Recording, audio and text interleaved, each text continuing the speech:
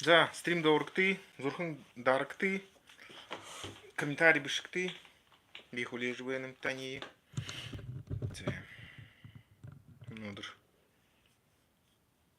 Мнодыр зургаттилдыр, амрылтыңдыр, захорлды. За битани хуле живеным уркты.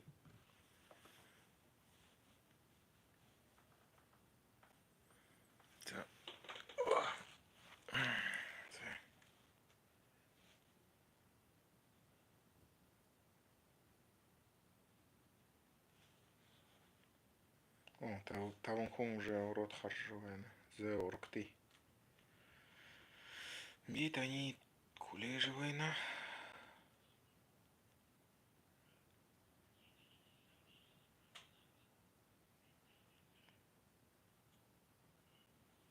Амарманды байер. Сэм байна. Ну чё, как там? Америка стоит.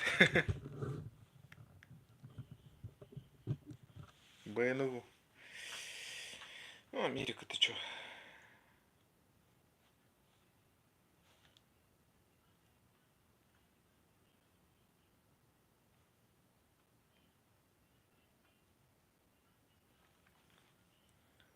За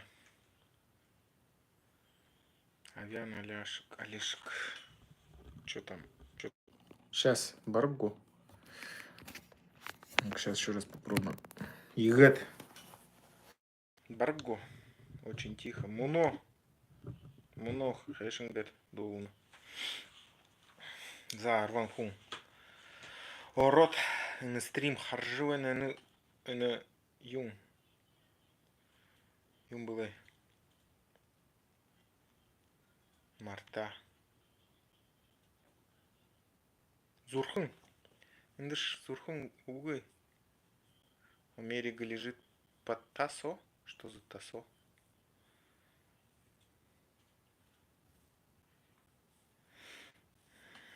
Этот что ли? Трамп? Сейчас муно хэшинге дулна. Баргу. О, ушин зуруан хун уже харжуэн. Не юмбал жубайны им бы мнодр. Что я вышел из теневого бана, получается, или мнодр чё? Ну, посмотрим, конечно. Сейчас как начнут рубать свои всякие штучки. Тако. Сейчас как слышно. Баргу. Что-то у меня сегодня нормально. Нормально сегодня это. Вот начали уже скручивать. Ну ладно. И то-то, наверное, забеспокоились в конторе. Что такое-то, да? Тут уже, как сказать, так много зрителей. Во-во, начали скручивать. Контора не дремлет. Зану худут оркты, стрим харкты. Видел видео, где бурят застрелился. Охренеть. Трамп always chicken out. Звук норм. Хорошо, ладно, я переключу. Не, сегодня реально. Сегодня кто-то вывел меня из черного бана, теневого бана, видимо. Сегодня нормально. Уже 100 человек в онлайне смотрит. Видел бурят на СВО застрелился. Нет, не видел. Надо посмотреть. Хотя, честно говоря, такое видео особо и неохота смотреть, если честно. Ну, если бурят застрелился, значит дела плохи у него были. И в целом у нас, конечно, у всех дела плохи, если честно. Если наш народ... Ну, я хотел к этому чуть позже перейти. Сейчас буду говорить свое мнение. Просто, знаете, для меня, я когда это прочитал, причем я это прочитал на русском сайте, для меня как бы все встало на свои места. То есть я хочу сказать так, смотрите, это немножко, конечно, обидная тема, да, о которой я буду говорить, но я прошу ее воспринимать как повод над тем, чтобы задуматься вообще людям. И тогда, знаете, многое становится просто объяснимым. Ну, давайте начнем с такого момента, да. А, Ну, она, как сказать, видите, такая тема, у меня же многие смотрят. Она обидная, конечно, но я думаю, они тоже знают про это. То есть касается всех славян, да. Вы знаете, что slave вообще на английском языке это на самом деле раб. То есть, ну так, такая история была. Никуда от этого не деться. Действительно, вот эти вот племена в свое время европейцы порабощали и в мусульманских странах, и использовали в качестве рабов. То есть это ну, одни из самых, наверное, первейших рабов. Ну, такова история. Но, видимо, один из народов, который сейчас называется русским, как-то в этой теме застрял, да, в этой теме.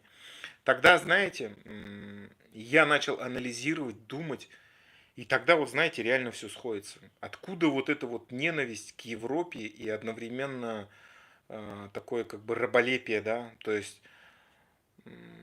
понимаете, если не, ну, очень большое время, там, не знаю, тысячу или сколько лет, ну, очень длительное время, вот эти вот люди порабощали, да, белых рабов, и, как сказать, ну, они их, наверное, ненавидели бы, да, но с другой стороны здесь получается некий стокгольмский синдром, да, то есть они своих поработителей вроде и ненавидят, но с другой стороны типа перед ними как бы преклоняются, да. На самом деле, если так взять, русские же не хотят европейцев убить, уничтожить, они им типа хотят помочь. Ну, в том плане, что вот типа вот мигранты там заехали, да, вот типа станьте опять мощными, типа такого, да. Ну, у них такая же риторика. Но по большому счету, а, как сказать, у них-то положение... То есть смотрите, как это было, получается. Получается, монголы наоборот освободили, да, если взять русских. Опа, что у меня Wi-Fi еще пропадает? Что за хрень вообще? Надеюсь, не отключится. Что-то с какой-то с Wi-Fi какая-то херня. Не, появился. А, Просто смотрите, тогда все вообще действительно складывается. Откуда вот эта вот нелюбовь к Европе и одновременно такое как бы раболепие, преклонение, да, перед всем европейским? Откуда вот это вот, как сказать, ну, давайте вещи своими именами называть. Ну, вот неприходящая тупость, да. Ну, давайте будем честными. Почему? Смотрите, почему Рашка никогда ничего не может сделать нормально путево, да? И почему всякая инициатива, всякое что-то такое вот проявление самостоятельности всегда карается, и даже сами люди думают, типа, ой, не надо, там где-то виднее. То есть смотрите, вот как раб, да, какое мышление у раба, который я про монголов не говорил. Ну ладно, сейчас чуть позже. Который тысячелетия был в рабстве, да. Ну, формируется все равно какой-то менталитет, как ученые говорят, социальная генетика, да. То есть это не гены был впрямую, да, но что-то такое, как бы культурный образ, что-то такое, да, культурный код. То есть это полное отсутствие индивидуальности, да, полное отсутствие какое-то проявление инициативы, то есть и полное отсутствие, знаете, в работе какого-то энтузиазма, да, то есть относиться ко всему так, чтобы тебя, как бы сказать, заставляли эти делать, да, ты сам не хочешь ничего делать. Ну, все делать через, как бы сказать, через не хочу, через когда тебя заставляют, все время подпинывают, палкой бьют, да, ну что-то такое, да. Ну, то есть у раба, согласитесь, он же работал только за еду, грубо говоря, откуда у него будет какой-то энтузиазм, да, в работе. От этого факта и идет все, понимаете? Вот это вот нелюбовь к Европе, отсутствие инициативы, ненависть к свободе, ненависть вообще к свободным людям, ненависть к чему-то непохожему, вообще все, да, и стремление всех вокруг сделать такими же рабами, да, всех захватить, всех показать, что вот, надо делать вот так, а как делать они сами не знают, потому что, смотрите, сегодня, вот даже смотрите, один факт возьмем. В Суджи вскрылся такой факт, вот этой трубой знаменитой, да, протяженность 15 километров. Оказывается, 13 километров были под контролем Рашки. И они, зная, что там можно... вот, кстати, те люди, которые, ну, вот эти солдаты рашкинские, которые туда пошли, они, оказывается, подхватили там какой-то рак какой-то подхватили. Ну, что-то, какой-то воздух там ужасный был, они рак подхватили, короче. Смотрите, суть в том, что э, генералы, начальники заставили вот этих солдатов, у них, смотрите, вот труба 15 километров, 13 километров находится на рашкинской территории. И они вместо того, чтобы раскопать 13 километров и сделать там дырку и заползти 2 километра проползти на украинскую территорию, они с самого начала заставили своих солдат вот эти все 13 километров ползти по трубе по этой, понимаете? И смотрите, здесь несколько факторов. Вот эта вот тупость, да, то есть ползите и все. Нет, чтобы немножко хоть смекалки проявить, типа, ну вот есть же у нас 13 километров, может они там просто дырку прокопают и залезут, и оттуда пойдут 2 километра. Там же огромное количество, сколько там, почти все 100%, они же еще там, ну, умерли, короче, в этой трубе, задохнулись чем-то, отравились. И даже те, кто выжил, вышел оттуда, они тоже потом заразились каким-то раком. То есть это еще говорит о том, что рашкинским начальникам, генералам вообще плевать на своих же людей, да, то есть что они там сдохнут, что они будут там ползти, да, там гуськом или еще как-то, что они там подхватят, им абсолютно насрать. То есть смотрите, это же отношение к кому? К рабам. Тебе до раба какое-то дело есть? Абсолютно нет никакого дела до раба. Ты раба этого ну, просто презираешь, да, ты его не считаешь ни за человека, ни за какое-то существо. Типа он есть, нет, тебе вообще не важно. В этом вся рашка, понимаете? То есть они ментально так и остались теми, кеми и были всегда, да, понимаете? Вот в чем, вот если с этой точки зрения посмотреть, все становится очевидно, понятно, все. Почему они строят такие ужасные? Вот показывали машину 25-го года, да, УАЗик тот же самый, таблетка. Все сделано ужасно. Там болтов не хватает. То есть ее купил, уже надо сразу ремонтировать, делать. Почему они, ну, неужели непонятно людям, да, которые хотя бы сами на заводе работают, ну, вот это говно выпускать в 25-м году, ну, хотя бы надо прикрепить, делать. Почему они относятся так халатно ко всему? Почему они делают все, как будто они не для своих людей, не для своих вот русских делают, а для кого-то, для какого-то врага делают или еще кому-то. Почему они так ненавидят свою собственную работу, которую они делают? Почему они ее делают все через жопу как-то все? Просто потому что это же мышление, знаете, не человека, который вот ответственный, да, или еще что-то, ну, какой-то, как сказать, имеет какую-то там, не знаю, эмпатию к своим людям, хотя бы к своей работе, хотя бы ее уважает. Это отношение раба. Ему приказали делать, он делает. Ему не важно вообще, какой там выйдет результат, что там будет. Вообще это нужно кому-то или нет, или это сразу на металлолом отправят. Ну, понимаете. То есть это абсолютно, абсолютно вот такое вот отношение, как, а, ну, как к чему-то тому, что не твое. Ну, и вот, смотрите, вот недавно я смотрел одного человека. Почему вот даже вот люди богатые, да, которые там, не знаю, на Рублевке живут или еще что-то, на Бентли ездят, на каких-то машинах дорогих, выезжают, и мусор, они могут мусор куда-то выкинуть, где мусорка есть. Они оставляют его где-то на проезжей части и уезжают. Почему вот такое вот отношение, что вот, типа, есть мой дом, я в нем гадить не буду, есть моя машина, я в ней гадить не буду, а вот то, что на улице, это все. Это же тоже мышление раба, понимаете? Он, то есть, вот есть у него какая-то лачуга, да, какая-то нора, в которой он живет, и все. А остальное его вообще не колышет, не касается. То есть вот эти вот, если так брать все факторы, да, вы просто сами поймете это. Если вот эти все факторы взять, соединить, понять, да, понять вообще логику мышления, почему вот они вот абсолютно бессердечные, абсолютно плевать на все хотели, да, вот эти даже наказания, да, когда они своих же солдатов, которые, ну, они их отправляют на смерть, да, вот эти заградотряды сейчас, они, ну, соответственно, ну, кто-то не хочет идти на верную смерть, они их потом добивают, свои же, да, привязывают, мочатся, палку в задницу им запихивают, привязывают к машине, там, ну, всякие пытки им устраивают, еще на видео заливают. Почему у них такое отношение-то? Еще они говорят, вот, ты своих товарищей подвел. Погоди, а ты, это для тебя не товарищи, что ли? Вы же вместе все там воюете. Как ты их на верную смерть отправляешь? И что за лицемерие такое, да? Ты и сам на верную смерть отправляешь, а тот, кто не хочет, вот он типа предал, да?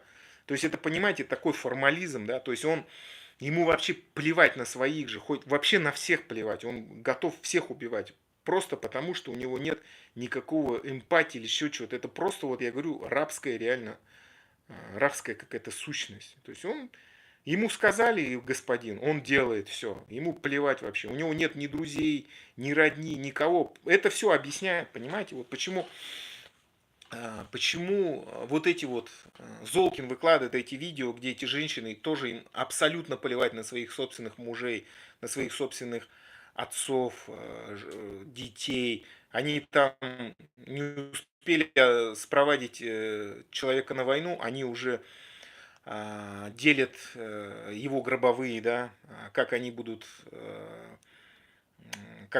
там какой-нибудь белый алион покупать или еще что-то. Это, понимаете, э, просто говорит о том, что люди абсолютно какие-то без эмпатии, да. И почему в самой Рашке, да, когда вот миллион уже человек погибло, больше миллиона, да, ну, умерло, да, там, все в Украине, они все умерли.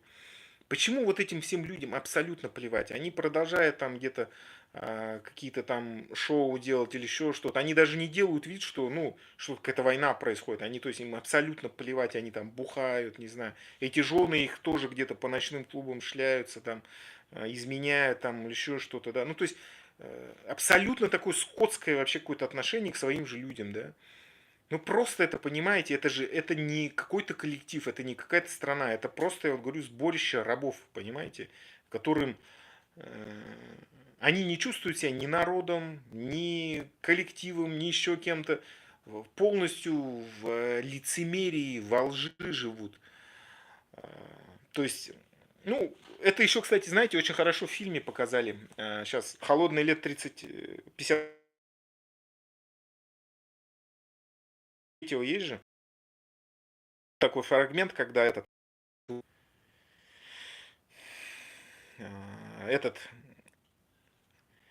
Лузгу бил, когда этот, покажу даже вам.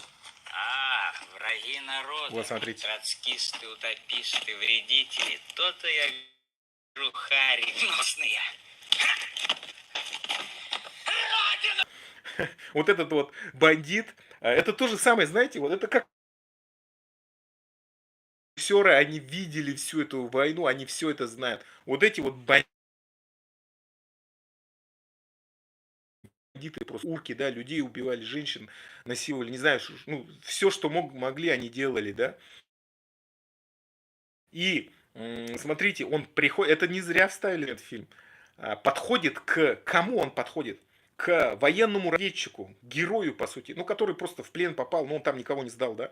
И он ему, вот этот урка, говорит, ты там утопист, троцкист, родину не любишь, да. Понимаете, вот этот урка, да. То есть если сейчас переложить вот эти все события на то, что происходит в Судже, вот этой всей, ой, Судже, говорю, вообще на войне там, да, то есть как вот эти вот заградотряды, они же то же самое говорят, да, ты там своих друзей кинул, да, то есть они сами их на войну отправляют, и сами потом их еще и гнобят, убивают, там палки в задницы запихивают, обоссывают, да, вот это все делают. Понимаете, это то же самое все. Вот эти вот урки, убийцы. Но главное то, что они настолько лицемерные, он говорит, как будто бы он, знаете, вот этот вот урка так любит родину или еще что-то. Но это просто такой способ, как проявить агрессию, избить, да, вот ты такой козел, хотя он сам урку убийца, он идет и родину не любишь, гад, да, и начинает его бить.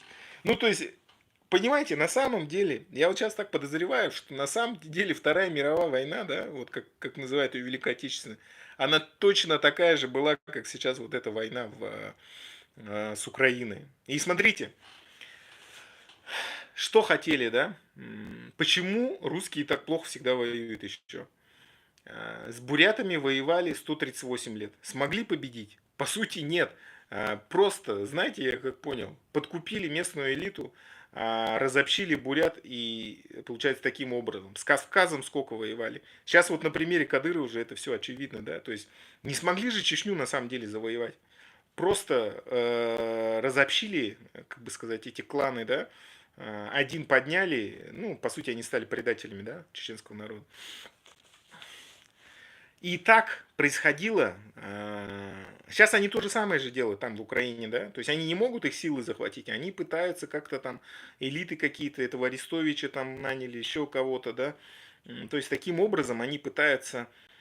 Они не могут никогда выиграть на самом деле. Ну, с такими генералами, которые вот так вот 13 километров заставляют ползти своих людей, ну, понимаете, уровень вообще их мышления, уровень ну, вообще уровень их в целом, как это? Это вообще нормальный человек так будет делать или нет? Ну, естественно, нет. Это только, знаете, он даже и не задумывается, самое главное, о том, что он мог как-то сделать по-другому. Это просто тупое бревно какое-то. Он вообще не думает ни о чем. Ему сказали, он делает и все. То есть это идеальный раб просто, понимаете? У него нет ни жалости, никаких чувств вообще. Вот просто тупой чурбан, да? Тур, тупой, как я не знаю кто. Ну вот чисто раб, короче, все. Раб и все. То есть ему сказали, он делает. Ему главное выслужиться перед хозяином. Почему в Рашке еще такое вот чинопочитание? Почему все вот как это? Ну это везде, и в литературе, в искусстве, этот убить дракона, все это об одном же, по сути. Этот, как его там, Киндзадза, да, возьмите этот фильм. То же самое же все там. Ой, это стоят да, там перед этим своим начальством.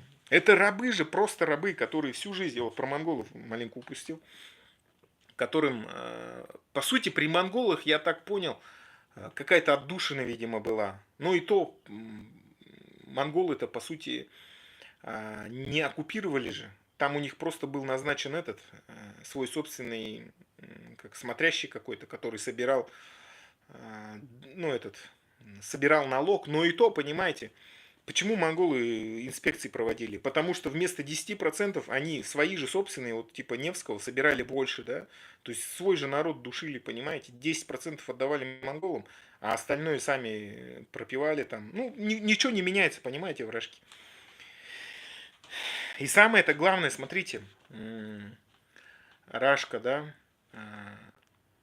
монголы никогда, так как не были рабами, и рабов не было у монгол, никогда не ломали саму сущность, идентичность русских. То есть там же не было, как это, какой-то навязывания своей веры, еще чего-то.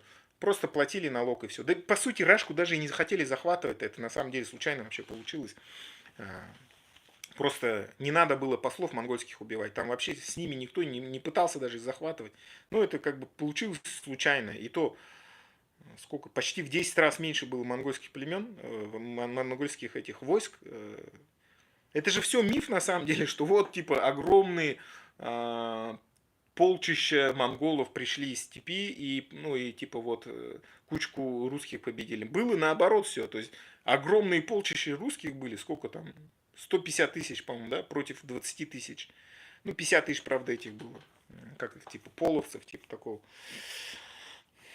То есть 8 раз там преимущество было у русских. Но они проиграли, ну, потому что, я говорю, это... Ну, какие воины из русских, согласитесь. В общем, так. То есть, согласитесь, смотрите, сам солдат, у него какая, откуда мотивация будет куда-то идти, что-то делать, если это раб. Ему сказали, вот он и идет.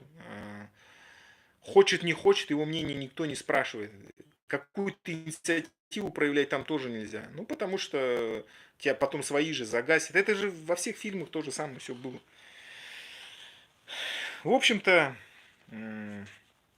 если взглянуть на вот эту вот вещь, на то, что вот этот вот народ всегда был рабом, и так и остается им до сих пор, тогда все становится очевидно и понятно. Почему у них, почему они такие? Почему по американской истории снимают один фильм, ну, то есть там фильм, по-моему, не снимали, то есть одно событие, да, когда, помните, вот этот мужик, у него что-то там, ну, против государства попер, короче. Его э, землю отбирали, что-то такое, он там какой-то фермер или кто был. Короче, он взял, у него был этот экскаватор заварил, как танк сделал, взял винтовку М16 полуавтоматическую, гранаты, ну и, короче, полгорода снес. Он еще сварщик заварил его, как этот сделал, крепость, короче, крепость на колесах, как типа танка, короче, и поехал. Ничего мы не могли с ним полицейские сделать. Потом он сам под конец застрелился. То есть вот по этой истории режиссер Звягинцев снимает фильм этот, как его, как Левиафан. Левиафан мы смотрим, никакого сопротивления абсолютно нет. То есть приходит государство, отбирает землю этого чувака, что происходит? Герой, главный абсолютный неудачник, бухает водку, его жена спит с его лучшим другом, дети его не слушаются, что-то там происходит, какая-то жесть, короче. Человеку полностью жизнь ломает, потом его садят, землю отбирают, все. То есть, почему американец, свободный человек, может такой бунт устроить, да? То есть он по-другому устроен. А вот, вот этот вот раб ничего не может, ну вообще никакого восстания поднять. Он даже и не думает, он все экранное время, он кроме того, чтобы бухать, он больше ничего не делает. Почему Звягинцев вот по этой истории, как сказать, снимает такое? Он что, не мог снять какой-то протест? Но я так думаю, знаете, если бы он снял какой-то протест, то фильм не получился бы, просто он бы не соответствовал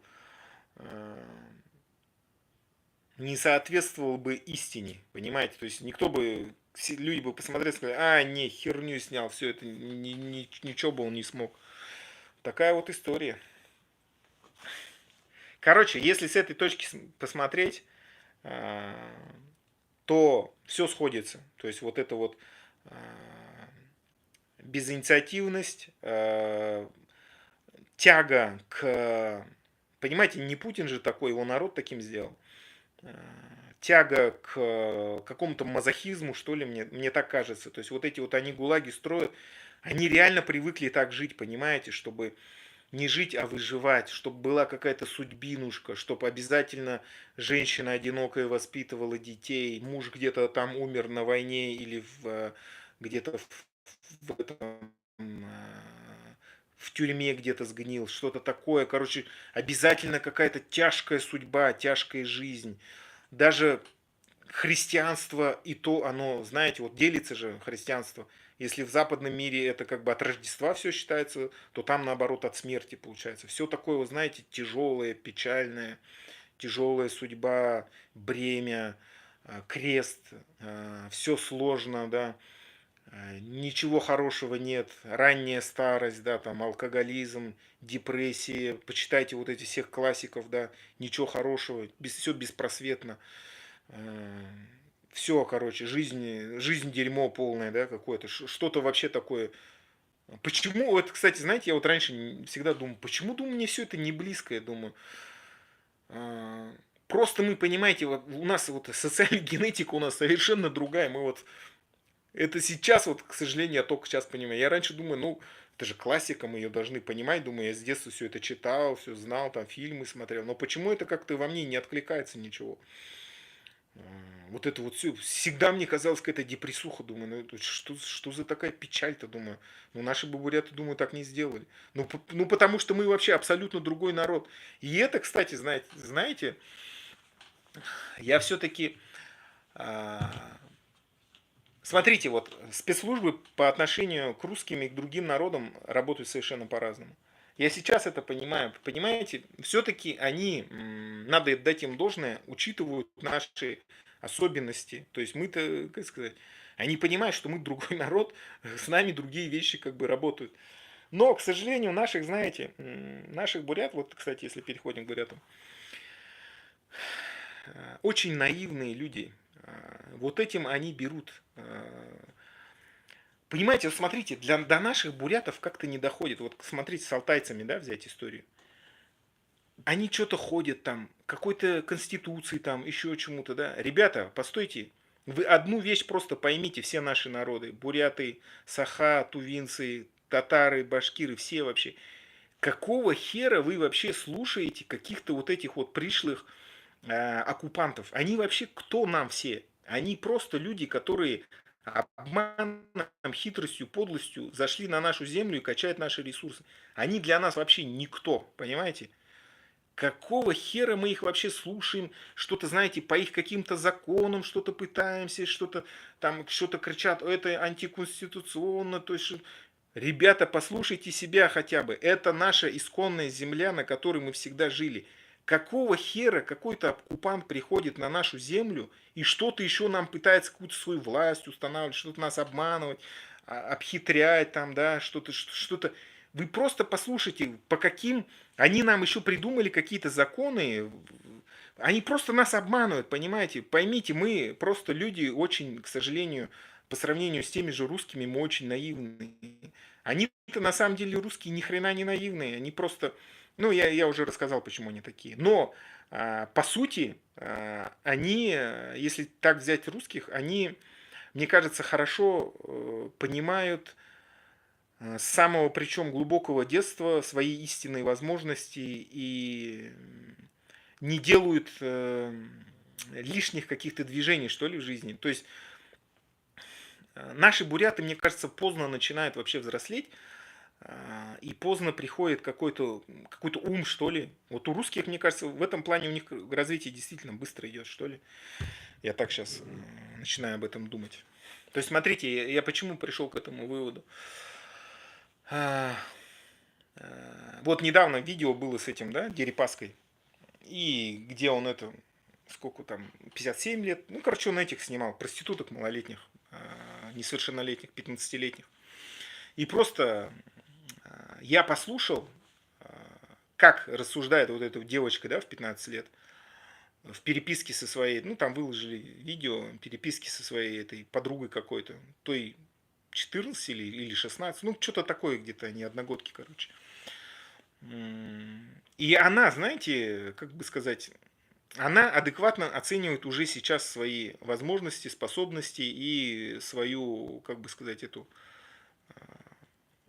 ну, откуда у нее старт. Семья у нее бедная, небогатая, короче. Сама она, как я так понял, ну, видимо, не блещет сильно умом, талантом. То есть она понимает, что, в общем-то, она в своей жизни, по большому счету, каких-то успехов серьезных не достигнет. Ну, разве что, если выйдет как-то удачно замуж. И она, ну, видимо, желание красиво жить у нее есть уже сейчас. И она понимает, что вот это хороший шанс, да, продать свою там девственность этому Дерипаске. Меня тоже поразил этот Дерипаска, знаете, чем? Ну, он с этой общался, видимо, с малолеткой. И, как сказать, просто я не знаю, знаете, вроде такой миллиардер, человек серьезный вроде, да, должен быть солидный. И он ей объяснял, ну, почему, типа, он спит с малолетними. Ну, типа, взрослые женщины его обидели, типа, такого. И вот он пытается с этими, с несовершеннолетними спать, чтобы, ну, типа, они более чистые, что-то такое. Я думаю, чувак, блин. Ну, ладно, знаете, если не учитывать, что это уголовно преследуемое деяние, да, во многих странах, это, наверное, как бы сказать, ну, у всех свои какие-то загоны есть, да, но не знаю. Ну, соответственно, конечно, в Рашке таких людей, как Дерипаска, никто никогда не посадит, ну, пока там царь не скажет, да, ну, типа, все, фас можно его. А так, ну, вся страна будет это знать. Понимаете, вот это же тоже рабы, понимаете, они все знают, что вот на самом верху все это совершается. Сам Путин это тоже, да, там, педофил или еще кто-то, это не важно вообще. Главное то, что он, сейчас он начальник. Его снимут, все, сразу будет самый последний бомж придет и прямо на лицо ему насыпет. Там не будет никакого уважения, да, то есть вот этого ничего не будет. Они сразу же его, как сказать, загрызут, как эти. Ну, потому что это вот, пока он наверху, они будут все перед ним бегать. Как только его снимут, все, сразу же они его, как сказать, растерзают, короче, обоссут, не знаю, что там сделают. То есть, ну, это вот такое общество, там нет никаких там, как сказать, чего-то такого искреннего, что ли. Ну, как у рабов будет что-то искреннее. Сами согласитесь с этим. Ладно. И если возвращаться к нашим народам всем, наши народы купились на вот эти вот уловки, да, что вот мы создавали какой-то гребаный Советский Союз, мы как будто бы там все равны. Ребята, мы никогда для них не были равными. Их цель предельно простая. Захватить нашу землю, нас всех уничтожить, с чем они, кстати, очень хорошо справляются, да, на самом деле. Если посмотреть, сколько мы в динамике, да, сколько мы земель утеряли, что с нашей идентичностью, то есть смотрите, вот чем еще отличались монголы, да, от сейчас русской оккупации. Монголы никогда идентичность, веру, вот это все не уничтожали. Просто ставили человека, который собирал налоги, и все. Ну и то за охрану, да, получается. Как бы все справедливо. То есть, ну, как бы платили просто как ЧОП, да, частное охранное предприятие типа такого. Обеспечивали охрану. Эти же совершенно по-другому действуют. Влазят в твои территории, заселяют эти территории своими, причем самыми стрёмными людьми, всякими каторжанами, всякими какими-то убийцами, вообще всякими отбросами, короче, вот, которые есть у них отбросы, вот они всех к нам отправляют. У нас сколько вот этих зэков всяких, которые, понимаете, у них семейная уже как бы традиция, что они все зэки, все, что они там 15 лет достигло, он все идет на зону топтать.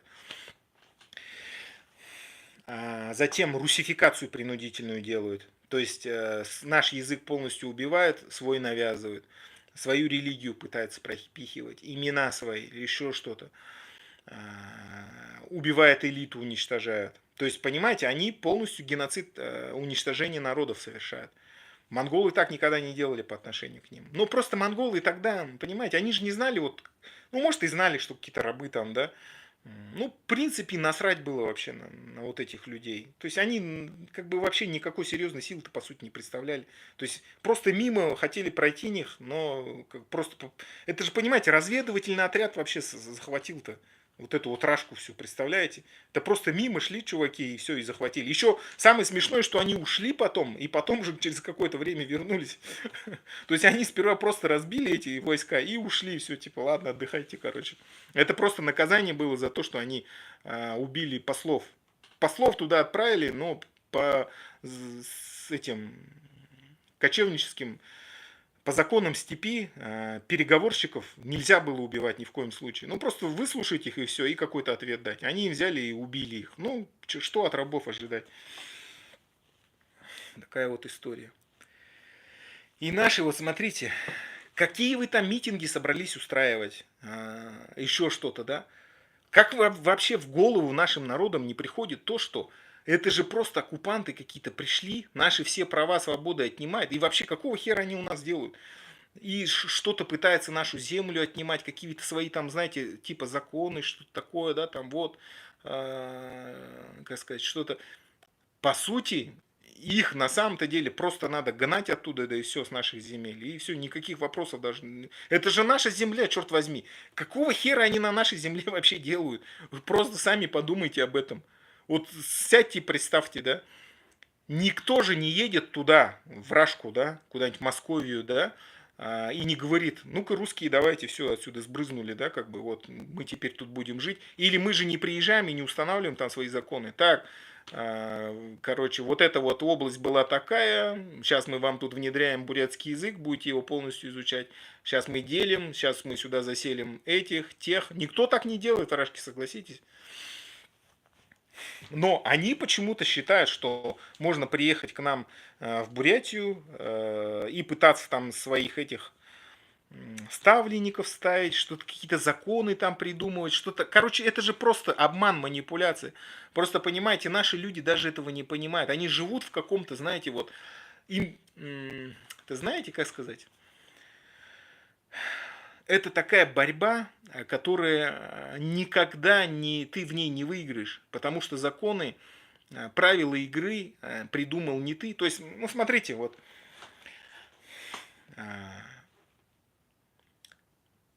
как вам сказать,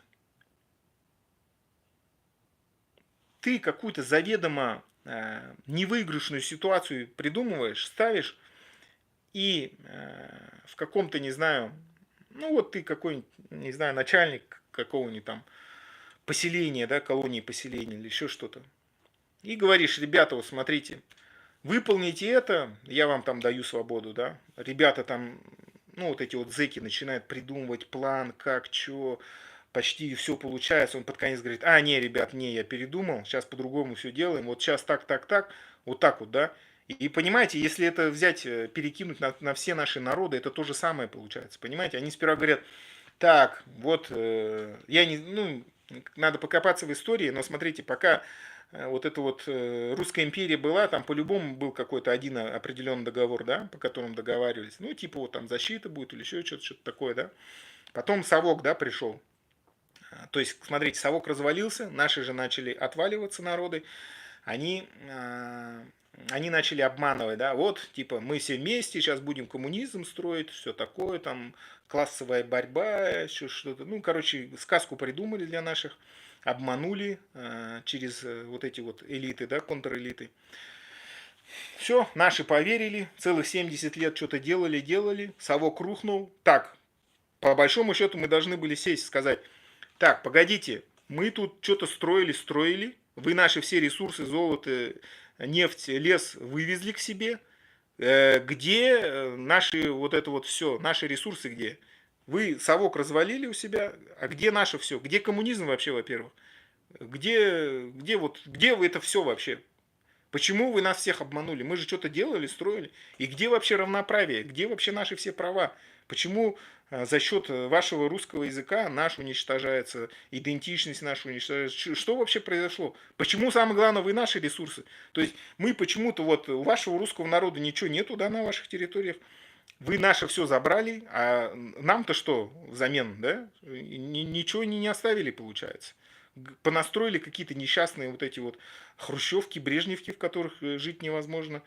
И то они поначалу-то строили только для себя, для своих на самом деле. И смотрите, это же исходило это не из того, что а давайте-ка построим вот этим вот что-то там, да. Это на самом деле исходило из как?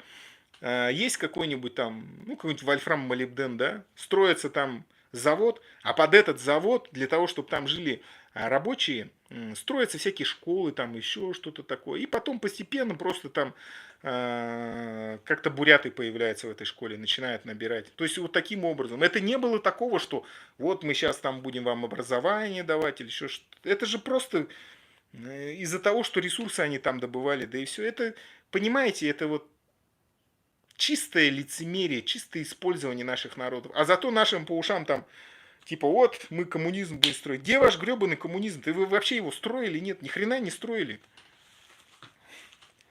Потом рашку эту сделали, да. Здесь вообще непонятно, какие договоры. Но якобы Российская Федерация, якобы вот у нас все независимо Бурятия наша. Вот у нас мы сами там якобы выбираем президента своего. Сейчас уже даже президента нет. Все вот это вот делаем. А в итоге что получается? Вместо федерации у нас унитарное государство, где полная власть только Москвы, где вот главный народ этот вот русский, этот Дронов поет на всю страну «Я русский», русскую общину создают, где бурятская община, где чеченская община, где Саха община, где Тувинская, где вообще все это? Почему и главное, почему вы, как сказать, развязали войну с Украиной, нас ни о чем не спросили, и наши ресурсы туда тягаете на эту войну. Мы вообще хотели этой войны или нет? Вы нас спросили хотя бы? Нет, опять сами все порешали у себя в Москве. Русский народ все решил за нас, а нас в эту войну втянули, и вот мы якобы все вместе там, как будто бы Вторую мировую повторяем. Что за бред вообще? В этой всей истории надо, смотрите, как вопрос поставить. Вы вообще пришли на нашу территорию, обманули нас, ресурсы наши все вытянули. Давайте теперь, смотрите, идите к себе домой. Тот, кто у нас там, как сказать, на наших условиях останется. Мы все, как сказать, с вами больше дел иметь не хотим. И давайте-ка то, что у нас ограблено, наворовано, на ваши все вот эти вот авантюры всякие, да, там построение коммунизма, вы давайте-ка все возвращайте. Желательно в какой-то твердой валюте, типа долларов, там, не знаю. Что, вы сколько из наших земель вытянули-то? Где все это? Куда все это просрали-то, все эти средства? Столько лет тянули из наших земель. Это же не из Рашки вытянуто. В Рашке там что, в средней полосе что есть-то? Ни хрена там нету, ребята. Там ничего нету. Все это из наших республик. Из этого Ханты-Мансийского, из какого там, Татарстана, Башкортостана, все, со всех наших республик, из Саха-Якутии сколько там алмазов всего добыто. Где все это? Почему это наше вообще все нам принадлежит? Народу Саха, народу татарам принадлежит, ну всем нашим народам. Вы какого хрена вообще наши ресурсы все взяли? Для чего вообще? Вы вообще кто такие-то на наших землях? Вы оккупанты гребаные, еще нам какие-то условия ставят. Вот мы вас будем так, что-то еще. Вы, как бы сказать, давайте, идите домой, мы вас вообще к себе не звали. Все, гырте ява. Понимаете, вот нашим народам надо вот это вот понятие в голову вбить. Простые истины, как говорится. Мы на этой земле всю жизнь жили. То, что принадлежит здесь, это наше. Никакого это не русского народа. Они тут вообще просто пришли, обманули нас, все это разворовали и все пропили, просрали.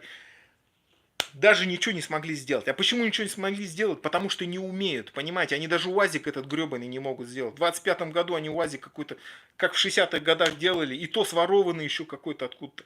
Потому что мозг не работает, понимаете? Они даже не могут его сделать. Если даже мозг работает, то какой-то тупой начальник это не даст это сделать. Вот такие же начальники отправляют в суд же в этот 15 километров, они его с самого первого километра отправляет их в трубу. Понимаете, это просто народ, который ничего не может, ничего не умеет. Умеет только, понимаете, приходить, воровать, грабить и все. И воевать-то даже не умеет, только обманом каким-то там манипуляциями, на самом деле. Украину 4 года завоевать не могут. Сколько у них там советских времен осталось вот этого всего вооружения всякое или еще чего-то. Ну, советское это тоже говно, конечно, то. Почему сейчас так обосрались американцев-то? Эти несколько Б-2 скинули там. Это же просто показательное было. Американцы, понимаете, они тоже, как бы сказать, все думают, о, Трамп дурачок, дурачок.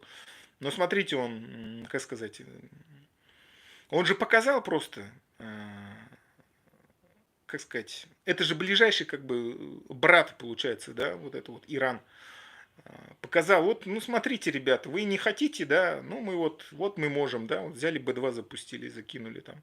С Лукашенко сейчас начали что-то заигрывать, да, типа вот у них под носом, да, вот у вас союзное государство, а мы сейчас Лукашенко, как сказать, с Лукашенко пообщаемся, он Тихановский сразу вышел, самый главный этот оппозиционер, да, типа как Навальный, да, только сразу.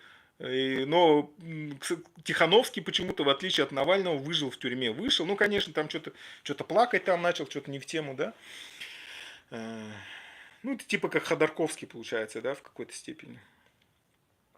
Но, тем не менее, он спокойно себе выходит, все, и вот теперь, как сказать, лидер оппозиции становится. Но я, видите, здесь большую разницу вижу. Ходорковский, я думаю, это, конечно же, все-таки сговор какой-то. В Рашке по-другому не бывает. А Тихановский, ну, понятно, американцы попросили за него. Но, видите, Лукашенко сразу, что, без базара, согласился на все на это. Такая вот история. Такие вот пироги ждут. Поэтому, просто, знаете, вот, надо нам всем сесть и посмотреть, да, на карту хотя бы, посмотреть так, вот моя Бурятия, да, вот моя Саха, вот мой Татарстан. Так, где Рашка вообще, да? Ну, это тоже трудно найти ее. Вот Московия вроде их земля, но там народ Эрзи, да, жил когда-то. Он есть, не есть, сейчас непонятно. Ну, их там почти уничтожили, да, можно сказать.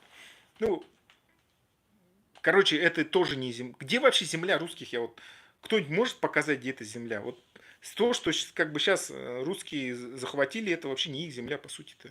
Откуда они вообще взялись, откуда они пришли, это тоже вопрос большой. Ну ладно, можно сказать, якобы вот где-то в пределах вот этого Золотого кольца их территория. Вот, пусть, пожалуйста, идут к себе и там какие-то свои права качают, что-то там, какие-то придумывают свои законы, которые они сами же не исполняют. Ладно бы хотя бы они хотя бы жили бы по этим законам, понимаете, они же свои собственные законы даже не исполняют. Конституцию напишут, и тут же ее сами переправляют и что-то изменяют. В Америке как написали, так она ни хрена не меняется. Но это совершенно просто разные люди. Ну, и это, знаете, это вот как раз таки и разница между рабами и, ну, и другими людьми. Ну, по сути, я понимаю, что это очень обидно как-то звучит и так далее. Но я, понимаете, вот еще в какой-то момент я понял, что я и для русских тоже, оказывается, работаю. Почему? Просто я им объясняю тоже, получается, да, в какой они заднице и почему они находятся на самом-то деле. То есть им-то тоже надо это осознать, если они хотят как-то развиваться, если они хотят как-то выживать, потому что у них сейчас отрицательное это идет. Ну, отрицательная селекция это давно. Вырождаемость идет, их очень мало становится. То есть они рожают мало, убыль населения у них очень сильная. Это, конечно, по телеку не говорят, но на самом деле так оно и есть. И чтобы им, как сказать, как-то начать какую-то вообще нормальную жизнь, наконец-то, да, надо, наверное, сесть вообще, проанализировать по-настоящему. Не, я, с одной стороны, понимаю, знаете, как там все построено? Знаете, почему еще вот этот вот ГУЛАГ, он такой хороший? Понимаете, вот это искусство они изучили очень досконально и четко. Искусство людей ломать и идентичность их взламывать и вообще вот человека ломать ментально, морально. Почему вот эти вот они ГУЛАГи настолько эффективные строят, да? И вообще вот так вот хорошо действительно они удерживают власть, да? Это же русские сделали, по сути, Северную Корею. Вот посмотрите, вот эти южные корейцы, это совсем другой народ. Вот в Северной Корее, посмотрите, это же ужас какой-то, да? То есть, ну это же модель Советского Союза на самом-то деле. Но они, так как долго жили в этих условиях рабских, потом вот это рабство, кстати, стало крепостным правом, они вот эту вот, те приемы, которые использовали для их слома их воли, они изучили их и сами же на своих стали использовать. То есть, понимаете, это народ, который, ну, действительно, народ, который поработил в итоге сам себя. То есть, они сперва были порабощенными. Кстати, вот ни у кого не возникало мысли, да, а почему вдруг этот Рюрик ни с того ни с сего пришел и начал править? Типа позвали, и он сам пришел. Да никто его не звал. Он пришел просто и захватил, и все, захватил этих рабов. Вот так вот и был. Как вообще это может быть? Представьте себе, где это видно, чтобы какой-то народ, ну, что-то с этим народом, значит, не так, да, согласитесь, если он кого-то позвал, да, ой, приди, мы сами ничего не можем, вот ты такой умный, будешь нами править. Где это видно? Какой народ вообще это? Это же, ну, согласитесь, это какая-то нелепость, бред же какой-то. То есть, понимаете, вот над вот этим всем, я понимаю, это, знаете, для людей, которые, ну, сколько, тысячелетия рабства, понимаете, это как, насколько сложно это все будет преодолеть, вот это все. Ладно, у нас рабства не было, по сути, да, поэтому мне еще, как-то сказать, у меня вот это вот пелены всех вот этих каких-то там розовых очков и сотни лет то, что твои предки были рабами, вот этого у нас нету, да. Ну, конечно, даже вот этого советского периода для наших родителей этого хватило, чтобы они тоже вот, как сказать, вон там Путин молодец, вот это все стали, да, такими.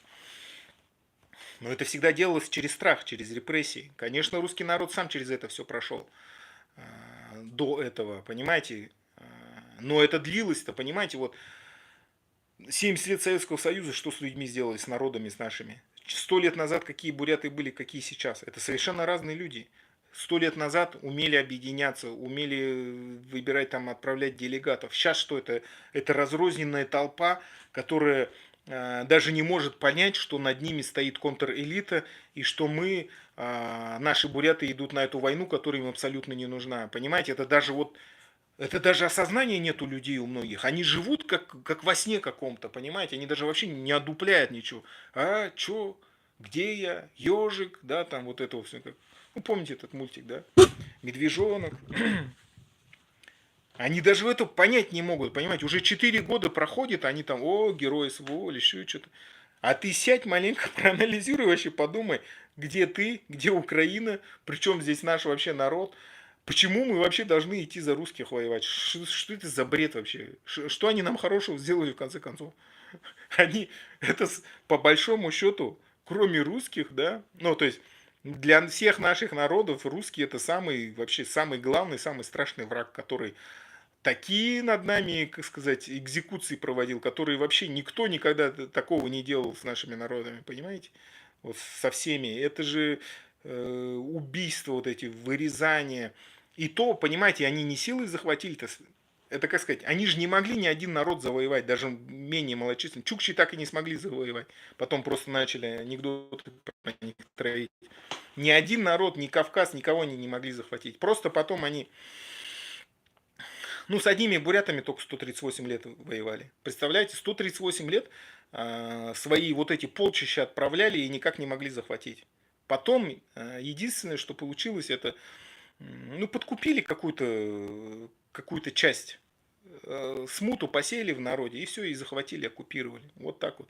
И потом, конечно, они начали там жесткие репрессии, когда смогли уже зайти. И сейчас Украину тоже так же на самом-то деле. И они сейчас, понимаете, вот это же все вот эти, это вот в этом они действительно мастера. Мастера обмана, мастера подкупа, мастера шантажа. Вот это вот все они вот умеют гениально делать. Все остальное у них не получается, но вот это вот манипуляции и построение концлагеря, это вот, ну так как, понимаете, это же их, как бы сказать, самая главная фишка, понимаете, вот ни у одного народа. У евреев, вот евреев они почему-то ненавидят, да, но по сути-то, ну, евреи же тоже были рабами, но они, может быть, они их ненавидят, потому что они перестали быть рабами. Моисей 40 лет водил, да, для чего? Чтобы это поколение все ушло и другое родилось, понимаете, вот он умно поступил, по сути. Русских никто никуда в никакую пустыню не выводил. Ну, если им ходить, то это, не знаю, ну, 400 лет как минимум. Лучше 1000 лет где-то в пустыне ходить, чтобы вообще прямо там все вот это, все забылось вообще, да, все, что было, все эти там, всякие поговорки, да, там, все такое. Вот в чем проблема-то. И поэтому этот народ все время и требует вот этой сильной руки. Сейчас же многим прямо вообще дышится хорошо. Это как при сталинизме все было, да, вот там доносы, еще что-то, лицемерие, какое-то ложь. Еще, смотрите, с одной стороны вот это вот вражки такая вот, это, знаете, тоже о многом говорит. Вот смотрите, паутину, когда делали, да, операцию, вы знаете, что на самом деле это даже смешно, конечно, говорить, но в Рашку вот эти вот КАМАЗы с этими, ну, эти, имеется в виду, грузовики с дронами заехали, и их не хотели пускать через границу. И пришлось таможенников подкупить, понимаете? Это о чем говорит-то, понимаете? Этим таможенникам, на самом деле, они не пришли туда работать по совести. Где вы видели в Ирашке человека, который работает по совести? Они пришли туда, чтобы как, ну, воровать, да, ну это же вот рабская сущность, по сути. Вот он не работает для того, чтобы что-то нормальное делать.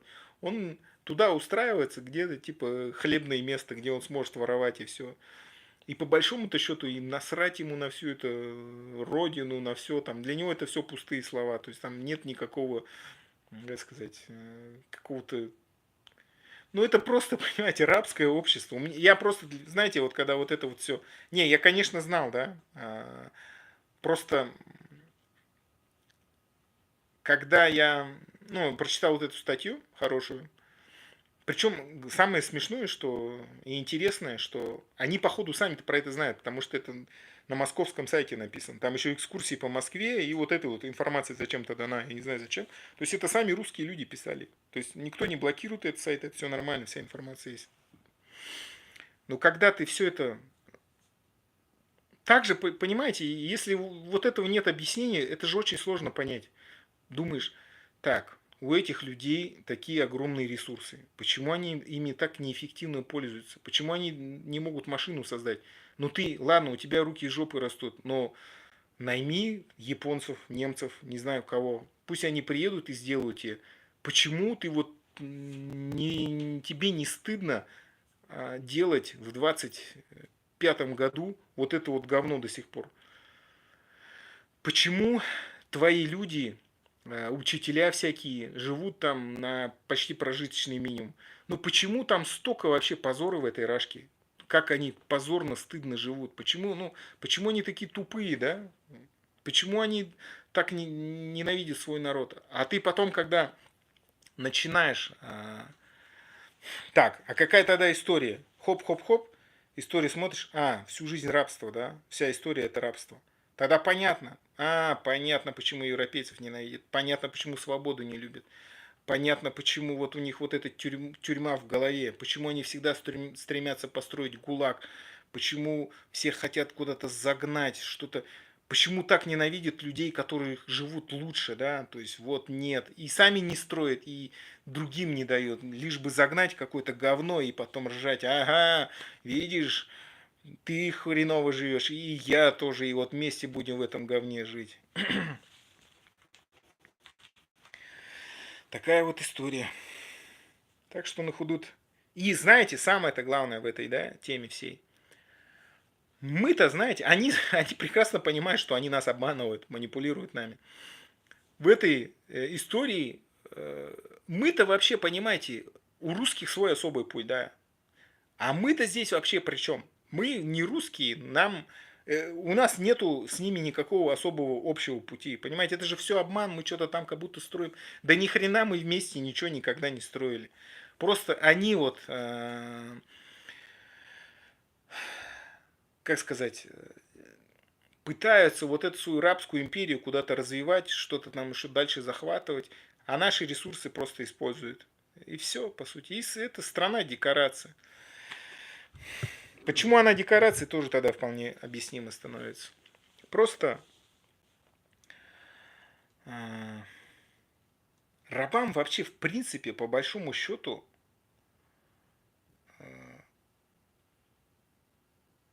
как сказать, по большому счету им ничего и не надо, да, согласитесь. Почему нет стремления-то у людей улучшить свою жизнь?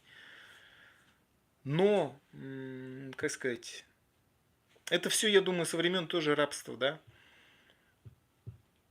Их же в разных использовали целях. Ну и в том числе для построения каких-то там дворцов или еще что-то. То есть, когда там президент, царь там какой-нибудь или еще кто-нибудь куда-нибудь приезжает, они же пытаются вот у нас там, да, заборы строить, да, чтобы закрыть вот это вот, как люди там живут бедно. Или там, где железная дорога, они ее закатывают в асфальт, потом чиновники уезжают, они ее заново раскатывают. Ну, вот это вот везде показуха, да, зачем все это делается? То есть они же, понимаете, они же хотят сделать видимость, что все хорошо. Но на самом деле, и все это, главное, понимают. И сам этот начальник понимает, что там все жопа полная. Но он ничего не хочет делать. Почему? А он думает, а зачем этим рабам все надо? И рабы-то тоже понимают, а зачем все это надо? Для кого? То есть, понимаете, вот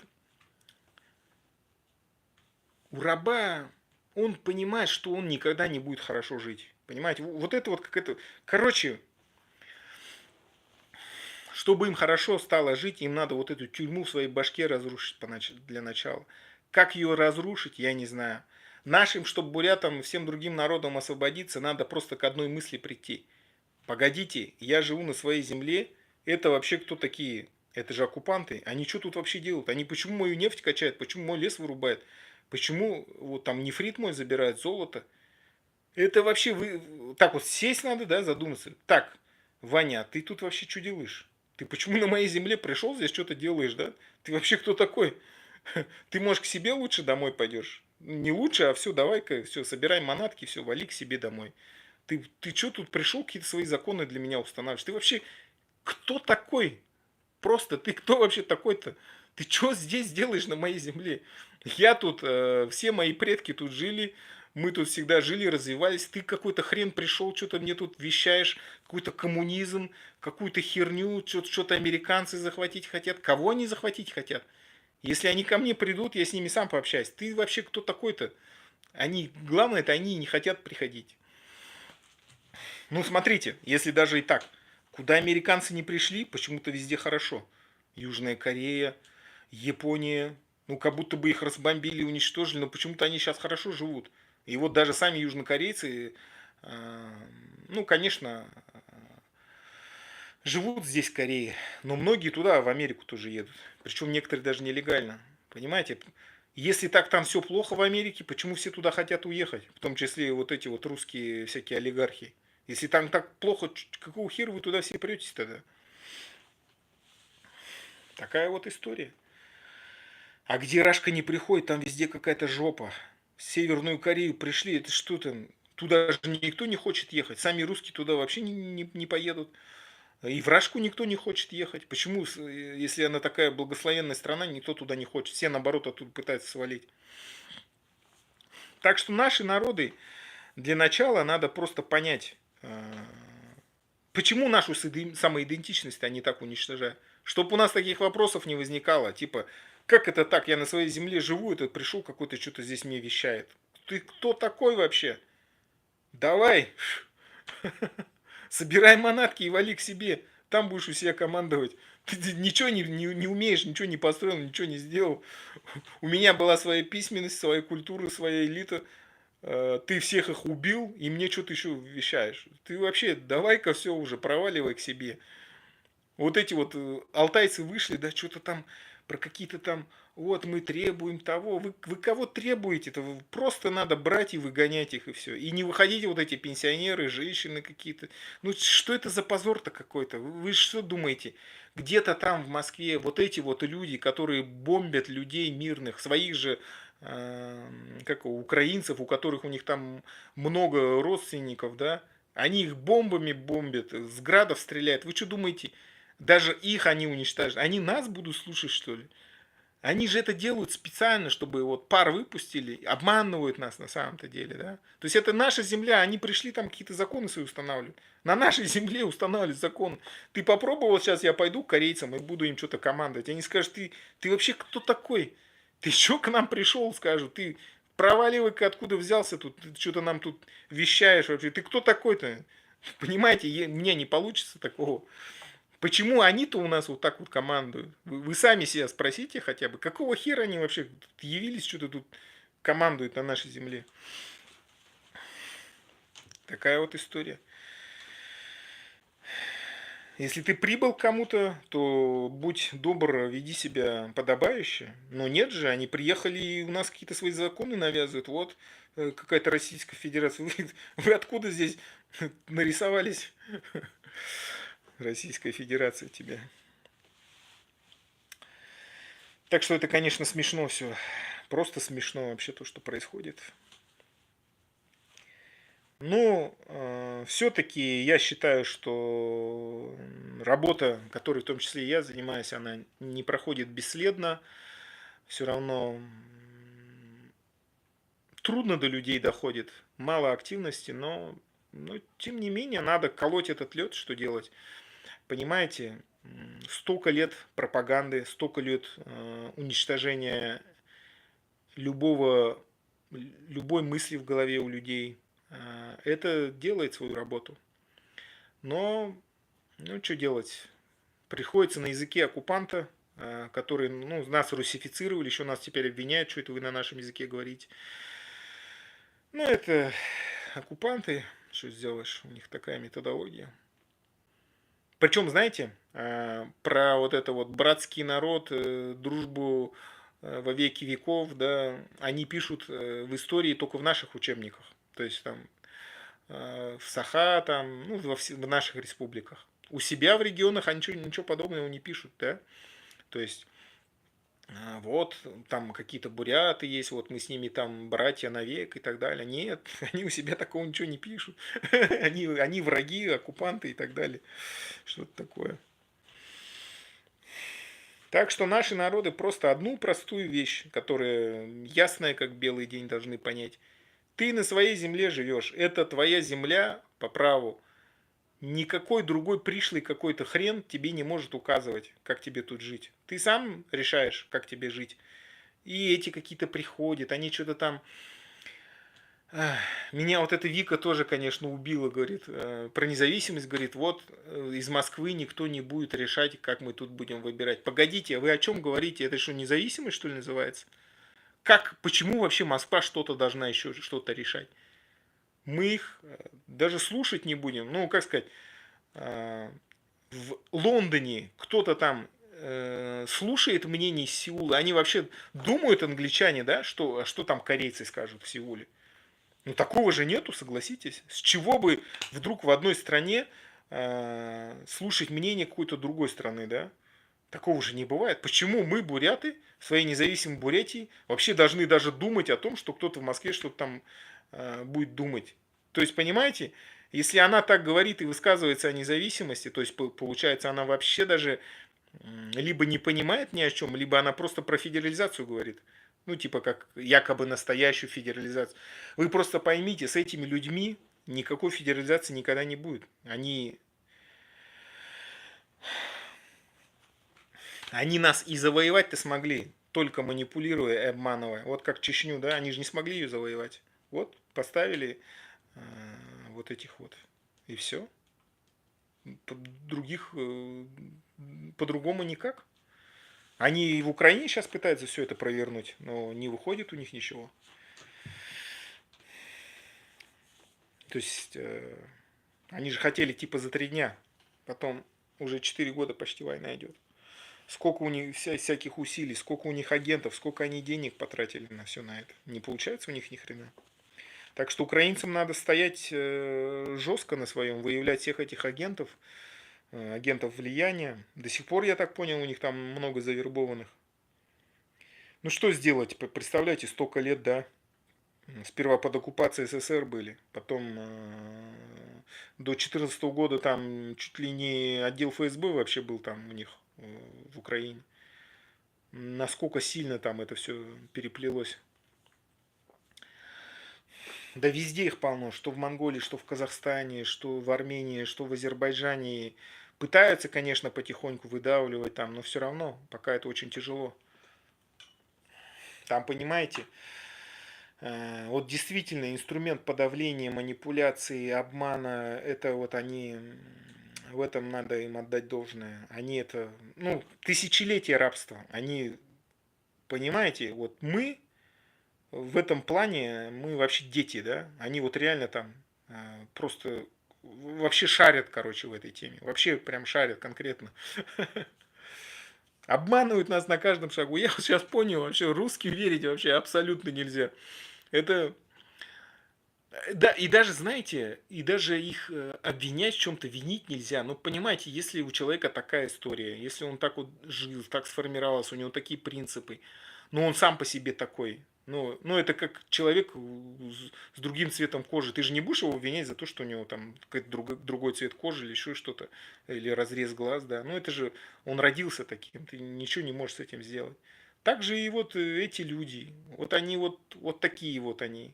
Да, они лжецы, манипуляторы или еще что-то, но, как бы сказать, вот такой у них путь эволюции типа прошел, понимаете? Мы ничего не можем с этим сделать. Нам надо самим просто вот это уяснить и понять. Так, ладно, вы такие вот все молодцы вроде бы, а причем здесь наши все ресурсы и наша территория. Вы идите к себе, говорит, ават, тенде, сами все делаете, да, у себя. Вы почему на нашей территории вообще что-то командуете? Вы самое главное, почему наши ресурсы и наших людей отправляете к себе воевать там за вас? Мы вообще к вам какое отношение имеем? Наши буряты почему за русских должны идти воевать там, умирать? Вы захотели эту войну, вы давайте как-нибудь сами, может быть. Вы почему наши природные ресурсы вообще забираете, наших людей? Кого-то обманываете нас с вот этим всем. Вы давайте к себе валите нахрен. Вот там и там у себя и командуйте. Вы к нам что лезете вообще? Это не ваша земля, вы никогда здесь не жили. Пришли нас обманом просто завоевали, обманули всякими манипуляциями, всяких подкупили, всяких этих каких-то отдельных наёнов, да, и все. Так что такая вот история. Немножко не про то хотел стрим, но что-то как-то пошло и в другую, короче, степь ушел маленько. Война не за Россию. За Рашку, конечно.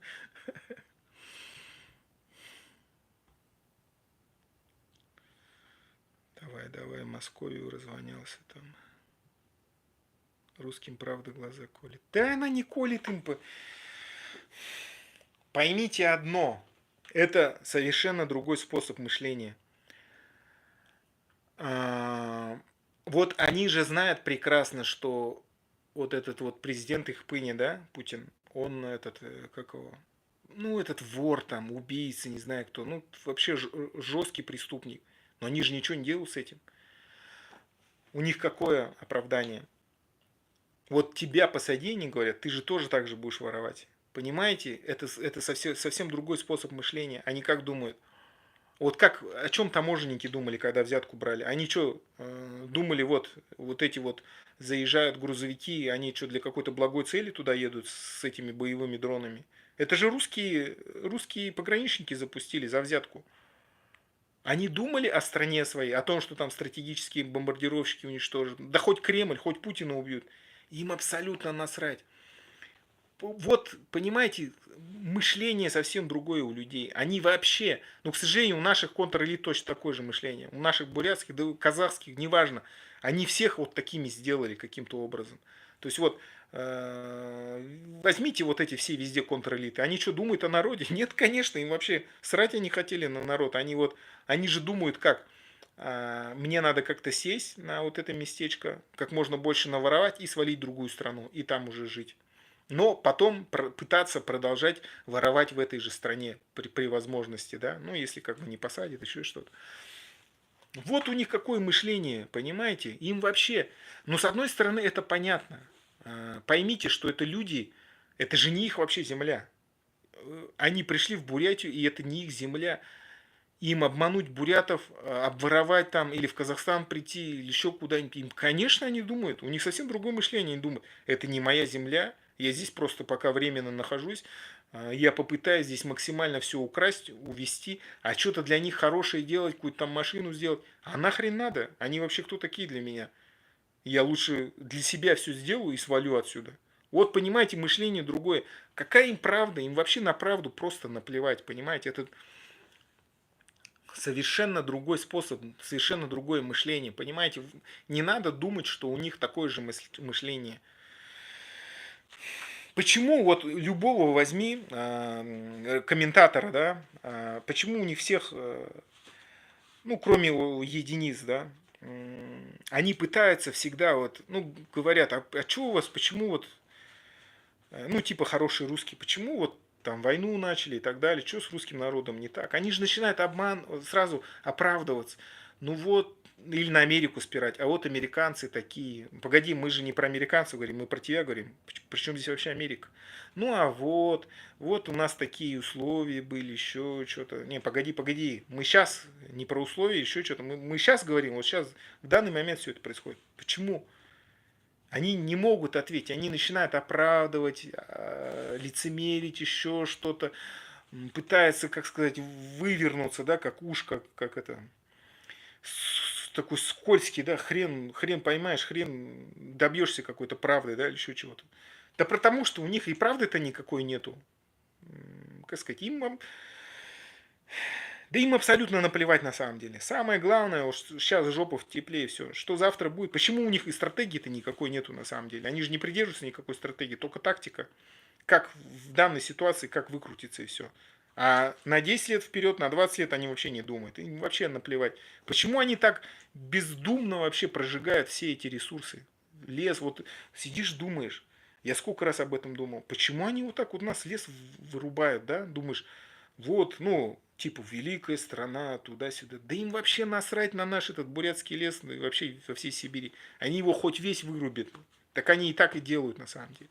Им вообще насрать, им сейчас бабки поймал, яхту купил, или куда-нибудь там свалил, или еще что-нибудь. И так каждый думает, понимаете? Вот эти таможенники также думают. Вот эти, кто лес там поджигает, да, чтобы потом вырубать, тоже так же думают. Весь народ такой просто, поймите, да и все. И этот народ еще пришел и что-то над нами командует. Надо их гнать просто к себе на свои земли. Пусть к себе валят и там что-то командуют. Вы здесь вообще никто. Вы пришли просто вот сожрать все это наше и все. Других просто целей нет. А какие-то выдумывать, какие-то придумки вообще. Вот Америка хочет захватить. Да хотела бы она, вон у нее Б2 вот это все есть. Давно бы захватили. Вы что, на эту рашку смотрели бы, что ли, если бы хотели захватить? Приехали бы, вот этот Кремль бы весь разбомбили, на самом деле, если бы хотели. Просто они, ну как сказать, им и так нормально, понимаете? Хотели бы, сделали бы, никто бы им там, как сказать, поперек слова бы не сказал на самом деле. Вот сейчас они Иран разбомбили, и что, никто ничего не может сделать.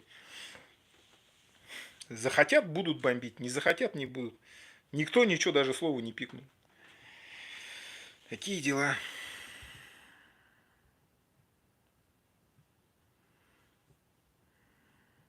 Ты к чему призываешь? Я призываю к тому, чтобы все наши народы наконец-то проснулись и выгнали оккупантов со своих земель и обрели независимость. Вот и все.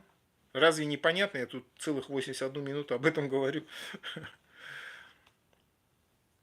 Просто наши народы должны одну простую истину понять. Мы на своей земле всю жизнь жили. Это вообще кто такие? Для чего они к нам пришли?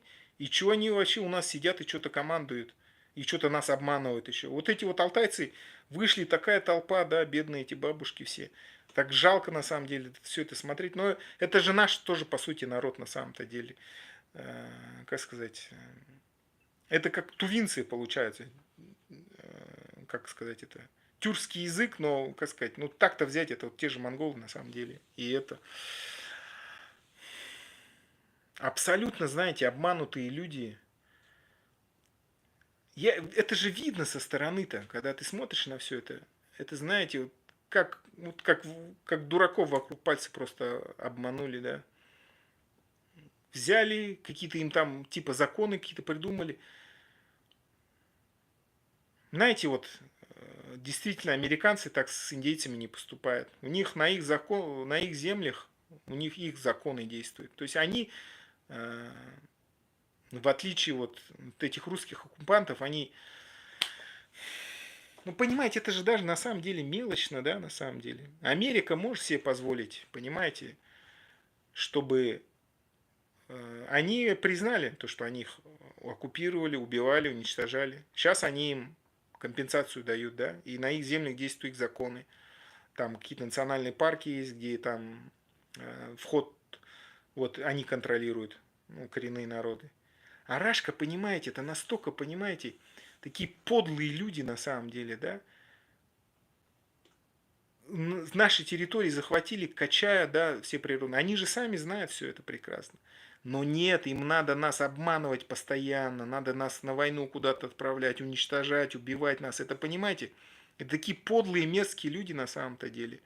Обманывать нас постоянно, что-то там, что-то еще, знаете, при этом обманывает тебя, да, нож в спину тебе втыкает, еще говорит, ой, мы же такие друзья, мы тут вот вместе там что-то делаем. Какие мы с тобой друзья? Извини меня, ты меня столько лет обманывал, обманом захватил территорию, моих людей сколько убиваешь, геноцидишь под твоим каким-то предлогом, какое-то построение коммунизма. Где этот коммунизм гребаный? Где? Даже не строили, даже ни один кирпич не поставили в основании. И не пытались, это все обман был всю дорогу. Какой коммунизм? Какой бред вообще? Рабы какой коммунизм могут построить?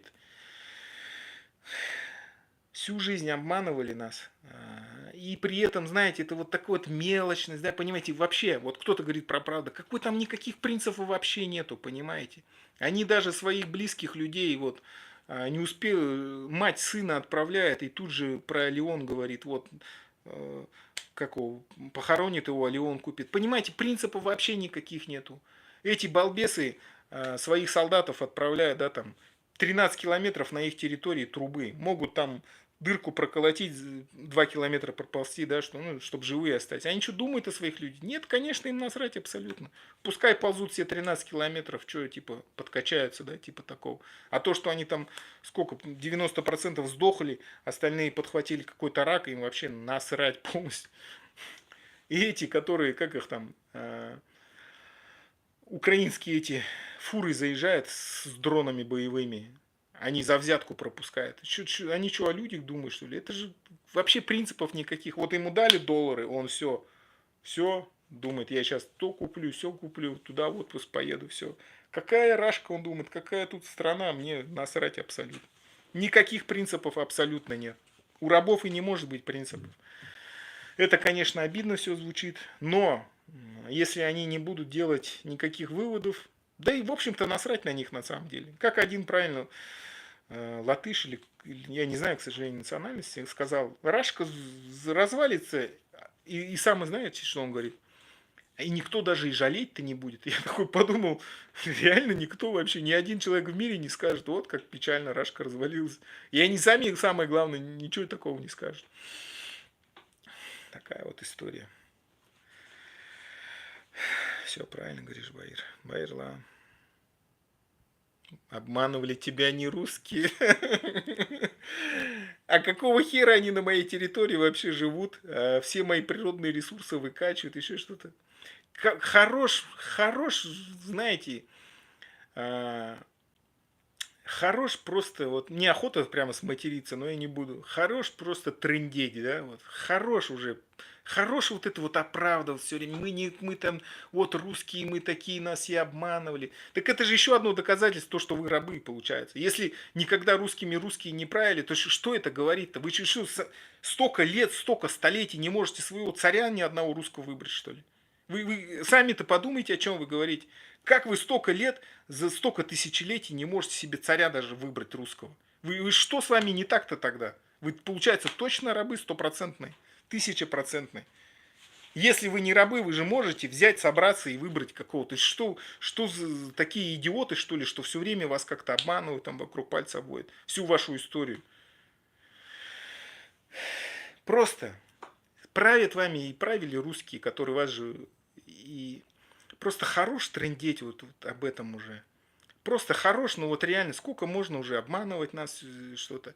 Хорошо, хоть вот эти вот народы вырвались, да, страны Балтии, казахи, ну вот это вся Центральная Азия, да, вот сумели.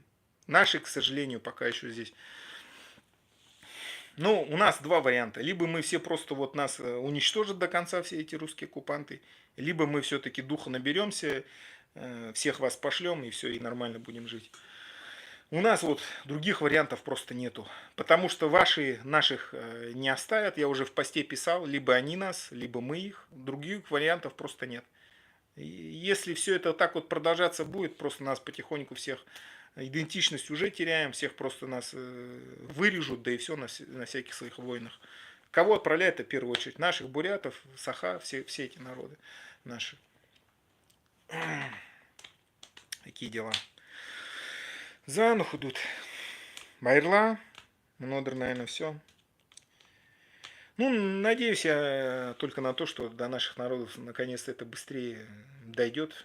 Но что-то пока все печально, конечно. Сидят где-то, что-то какую-то херню верят, там, ой, Байден, там, Трамп или еще кто-то. Ты о себе подумай, о своем дворе, что у тебя происходит. Кто у тебя нефть качает, кто твой лес выпиливает. Это что, Байден, там, Трамп, вы как бы... Хватит на вот эти все их... Это, понимаете, это вот русский народ, он умеет вывернуться из любого состояния.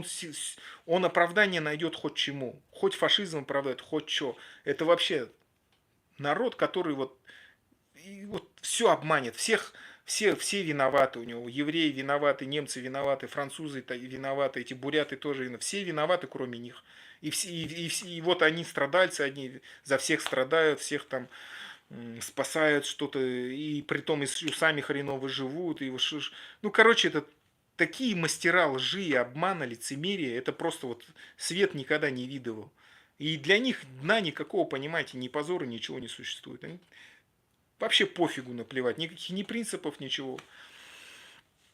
Надо тебе дроны запустить, то, пожалуйста, только на лапу дай, да и все, без базара. Хоть там, хоть Кремль взорвут, ему вообще насрать. Главное, чтобы ему отсчитали там, отслюнявили доллары и все. Вот такие вот дела. За нахуй идут. А, я еще понял. Почему у меня велик-то украли? Видимо, это стримы мои бьют им больно по самолюбию, по еще чего-то. Вот они гадят тоже. Постоянно вот, ну, вот приходится с этим жить тоже, что делать. Ну, получается, что они же тоже намек дают, говорят, парень, мы за тобой вообще-то следим, мы знаем, как бы, как ты двигаешься, все такое. Но это же тоже знак какой-то, да, то есть, если воруют. Ну, конечно, может быть, это действительно случайность, да, там, как сказать, вот так получилось, что мой велик украли. Но видите, когда таким делом занимаешься, живешь, ты надо думать обо всем, на самом деле. Какие дела. Ну ладно, ну худут. Байрла. Комментарий бышты, зурхын даракты. За ну худут, тахину затра байрты.